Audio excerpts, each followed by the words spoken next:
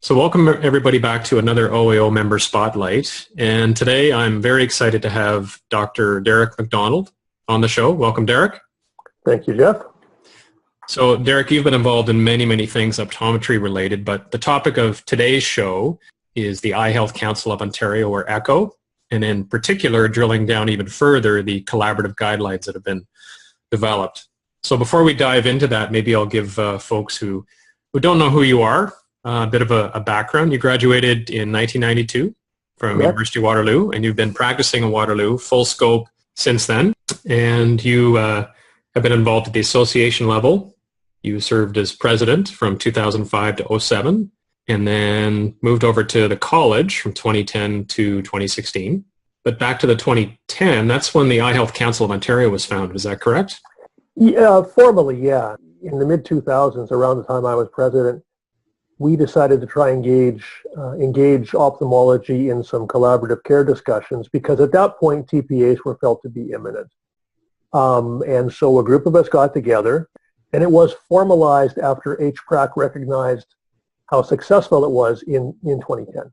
So for folks who don't know, EHCO in its current form, and I sit in EHCO at the moment, there are 7 ophthalmologists from college, schools and regular practice. There's 7 optometrists. And then we have a few other stakeholders that deal in the eye health space.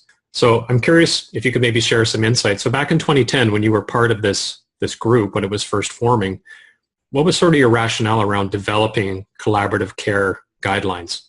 Initially, I think we were trying to build some trust between the professions. There had been a little bit of maybe not mistrust, but maybe lack of understanding just about what each profession did. And the initial smaller group of 4 people, 2 optometrists and 2 ophthalmologists, decided to tackle diabetes as the initial collaborative care guideline. It was felt to be a fairly non-contentious one to tackle to begin with. Okay.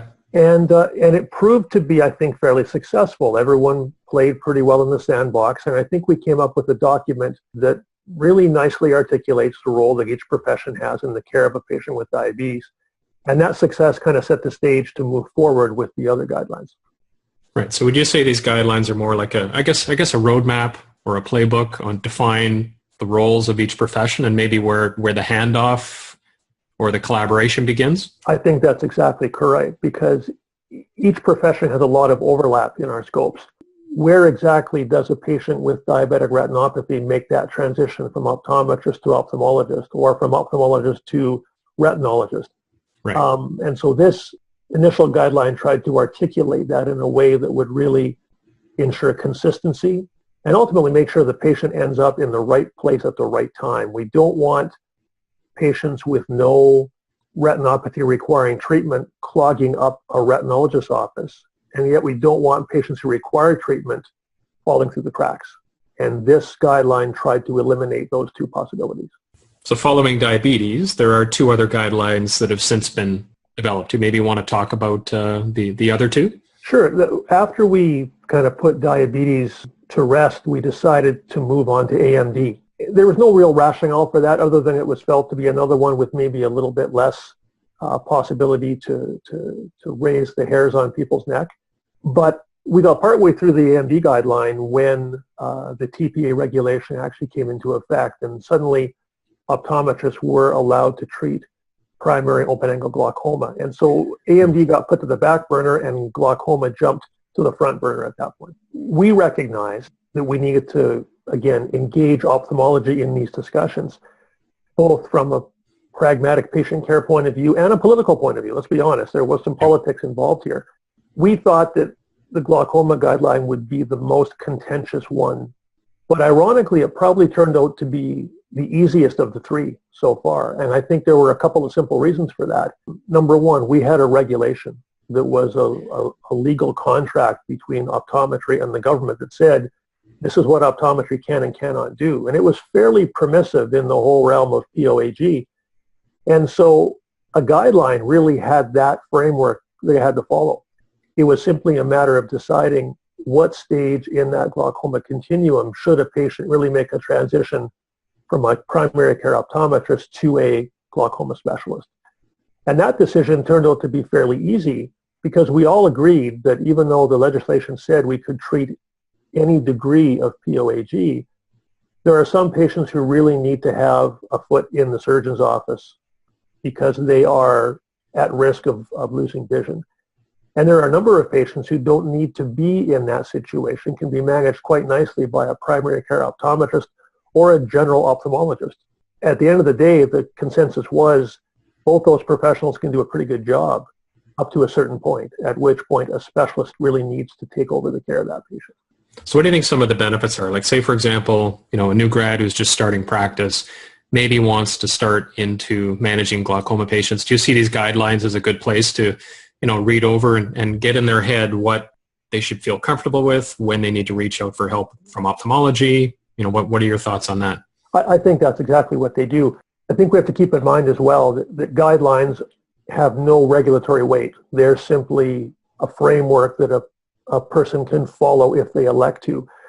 We think it articulates a best practice scenario where an optometrist with the interest and the confidence and the competence to take on glaucoma can take it to the level that they feel comfortable with, knowing full well they've got the support of ophthalmology should there need to be a handoff made there. So yeah, it gives us a framework of how we can handle that disease, given the fact that we're fairly new in the treatment arena. We've obviously been diagnosing and even helping to co-manage through ongoing regular examinations for years and years and years. And the only difference between that scenario and the new scenario is that our names are on the prescription pad now, not someone else's. The legislation doesn't require us to do anything. If you don't feel comfortable managing glaucoma or have no interest, or your patient population doesn't lend itself to that, there's no obligation to do that. But if you have that interest and have that patient in your chair, you certainly have, and have always had, the knowledge, skill, and judgment to do it. Now you simply have the authority to do it as well. Right. And what are some of the challenges you think with the guidelines? Do you think it's a lack of awareness? I know, a lot of the ophthalmologists in my community, when I started doing glaucoma and I reach out to them, I don't think they truly appreciate what we're able to do. And I've pointed them to this document on the website in hopes that they'll read it and understand that, we should work collaboratively on this. And at the end of the day, it's the patient that benefits from this. The biggest challenge that we've had is getting those guidelines disseminated to both professions. And not to sound like a home team player here, but optometry's done a far better job at getting those guidelines out into the public eye and into the member eye than medicine has. And I think we have a little bit more freedom in terms of how we do that, in terms of what can be sent to members by whom. So for example, right, you can find those guidelines on the EHCO website, EHCO.ca. You can find all the guidelines published in an edition of the Canadian Journal of Optometry. And you can find several guidelines appended to the optometric practice reference of the college. They recognize these were valuable as well. So optometry's had a little bit more opportunity to put these out into the member's eye. Medicine's got their hands tied a little bit in terms of who communicate with who, in terms of ophthalmology and family physicians and that type of thing. So one of the ways that individual optometrists can really help is to do what you've done and to get those guidelines into the hands of their local ophthalmologists and their local family physicians. At the bottom of my diabetes report, when I send that to a family physician or an endocrinologist, it'll say return to clinic, whatever time frame, as per Eye Health Council of Ontario guidelines. So I put that in there so they know that there's a reference standard to look at. And I've had family physicians ask for that document, and I'm happy to provide it for them as well. Okay. And they realize, oh, this can be done by optometry quite competently, and it has ophthalmology's blessing. Right. So it's been a good practice builder and a good profession builder, I think, as well. Right. You know what? That's a great tip. That's a good takeaway for me tonight. I'm going to change my my reports as of tomorrow and reference that document, because you're right. I think it lends a certain level of credibility when ophthalmology and optometry together have developed these guidelines. So, plus, we also based a lot of the clinical care decisions on a Canadian Ophthalmological Society document that talks about the clinical care of patients with glaucoma. Right. And that's a fantastic document. So from a clinical care point of view, you won't find anything better than the COS clinical guidelines. Right. From a collaborative care point of view, I think that the EHCO guidelines build on that quite nicely. Right. So, like I said, there's 3 documents that have been produced so far. I know, being on EHCO myself at the moment, we are working on 2 more. It could be another 12 to 24 months, but one around children's vision, in particular strabismus and amblyopia, those 2 facets, and then also low vision. That's kind of the work that we're continuing, some of the great work that you started. Well, thank you for that. I think you make a really good point. One thing we talked about around the glaucoma guidelines was, do we include a provision for an optometrist to seek an opinion from another optometrist who maybe has a special interest in glaucoma? And that's no different than pediatrics or dry eye or low vision or vision therapy or any other quote-unquote special interest area that we have. Right. We elected to leave that out of the formal document simply because no optometrist in Ontario had a lot of experience at that point. Right, exactly. And so, but I think that's the way that the profession is moving. And I wouldn't be surprised if we see collaborative care documents start to talk about optometry to optometry referrals as well. Right. Because within the profession, we have a wealth of knowledge. And there are things that I really don't have an interest in that others have forgotten more than I'll ever know. And so I want to leverage my fellow professionals because that builds a profession. It's better for the patient. They can usually get a faster referral. Mm-hmm. And we certainly have a lot more geographic representation than ophthalmology does. So yes, hopefully we see that coming down the pipeline with future collaborative care documents talking about intra-professional referrals, not just intra-professional referrals. Right. That's a great point, because in 2010, that may not have crossed your mind 6 years ago. Not at all. It wasn't even on the radar 6 years ago. Yeah. But it certainly is now. Yeah. And I think, with a number of publications in diabetes, glaucoma, AMD, I think we need to look at these guidelines every couple of years anyway. And I think inserting that intra-professional referral, I think, is a good point.